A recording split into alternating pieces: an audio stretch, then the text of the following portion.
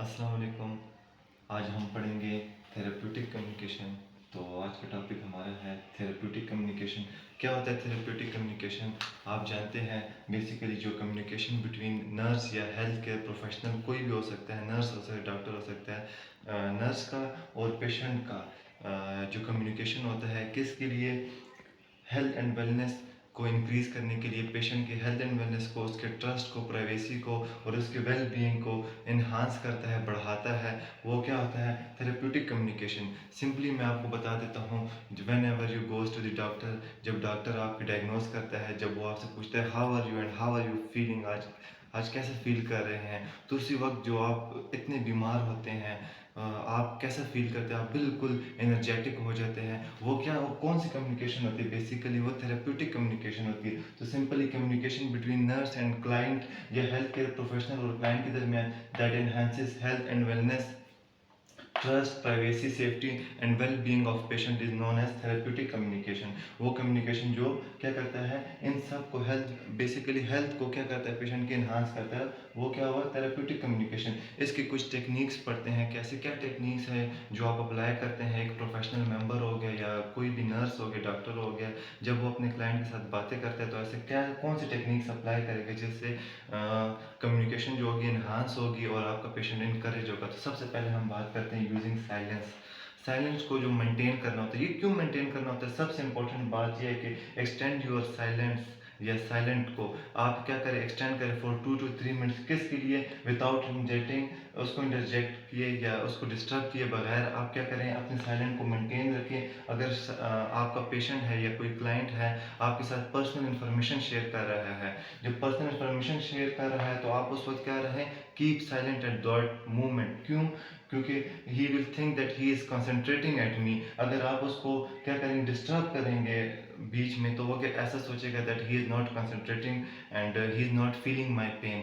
अगला, using silence के साथ साथ आप अटेंटिव लिसनिंग, आप उसको पूरे साइलेंस के साथ साथ एक्टिवली उसको लिसन करें, पैसे और listen to client with your all senses. इसका मतलब ये है आप अपने सारे सेंसेस के साथ, जब आपके साथ क्लाइंट या पेशेंट आपके साथ आई कांटेक्ट बना रहा हो तो आप उसके साथ आई कांटेक्ट बनाएं और उसको पैसिवली नहीं बल्कि एक्टिवली सुनिए।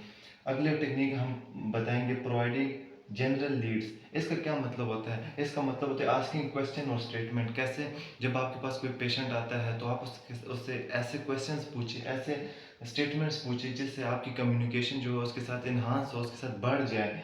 कैसे question? Please tell me more about your depression, क्यों आप डिप्रेस हुए थे? तो ये इससे क्या होता है, इससे एंजाइटी और डिप्रेशन लेवल इसका कम हो जाता है। आपको ये प्रोवाइडिंग जनरल लीड्स, इसका मतलब ये हुआ कि आपने इससे क्वेश्चन और स्टेटमेंट्स ऐसे पूछने हैं कि क्या होए कि कम्युनिकेशन इन्हेंस हो जाए। जब कम्युनिकेशन इन्हेंस हो जाता है तो पेशेंट का जो डिप्रेशन और एंजाइटी लेवल होता है वो कम हो जाता है।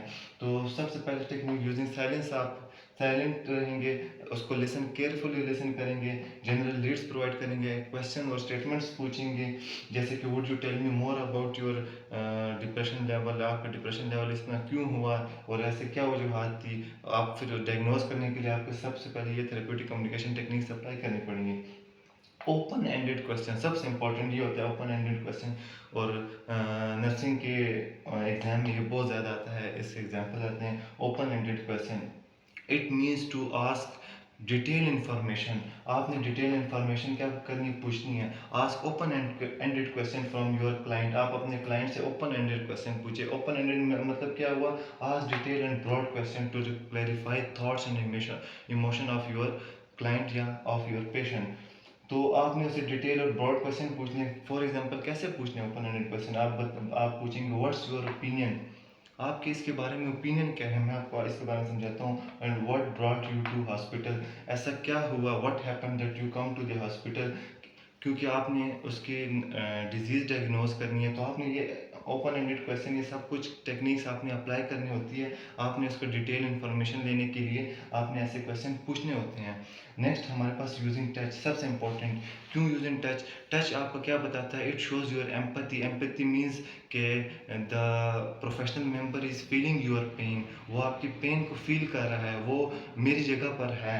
इट मीन्स जब इसका मतलब ये है कि डॉक्टर जो है वो पेशेंट की जगह पर है और वो उसकी फीलिंग एंड इमोशन को सारा समझ रहा है।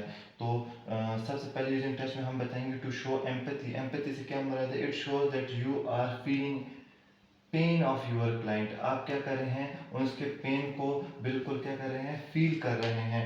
एंड द लास्ट हम ये बोलें touch is specific at shoulder to encourage patient. इसका मतलब ये हुआ कि आप ये जो टच होता है ये स्पेसिफिक लोकेशन पे दिया जाता है। आप शोल्डर्स पर दे सकते हैं, आप बिल्कुल हेड की साइड दे सकते हैं, बस ये स्पेसिफिक लोकेशन होते हैं। और कुछ कल्चर ऐसे होते हैं जिसमें ये बुरा माना जाता है, तो वो देखकर आपने ये थेरेप्यूटिक कम्युनिकेशन करनी होती है। ऐसा नहीं होता कि आप शोल्डर की जगह कहीं और दे दें, क्योंकि ये स्पेसिफिक होता है, क्योंकि हमने ये लिखा है कि ये specific location for example shoulder या हेड पे दे सकते हैं, इसके अलावा कहीं पर नहीं दे सकते। अगर आपको ये वीडियो अच्छी लगी तो प्लीज़ शेयर करें, सब्सक्राइब करें, साथ में कमेंट करें कि अगला टॉपिक किस पर बनाएं। और ये न्यू चैनल है, प्लीज़ इसको ज़रूर सब्सक्राइब करें। Thank you.